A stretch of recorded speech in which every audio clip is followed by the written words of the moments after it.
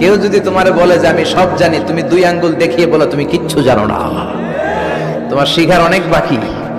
জাননেওয়ালার উপরও জাননেওয়ালাও আছে, ঠিক কিনা? এজন্য আমরা যেন বিনয়ী হই। বিনয়, হাম্বলনেস, আরবিতে বলে তাওয়াদু, এটা খুবই জরুরি। এগুলো আমাদের মধ্যে এখন নাই। আমাদের মধ্যে ইগো প্রবলেম আছে না নাই?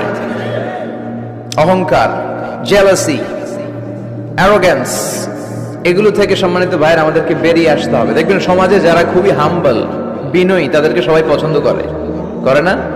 আর অহংকারীদের কেউ পছন্দ করে না। সামনে সালাম দেয়, পিছনে গালি দেয়। কথা বলেন। এজন্য অহংকারী হবেন না, বিনয়ী হবেন।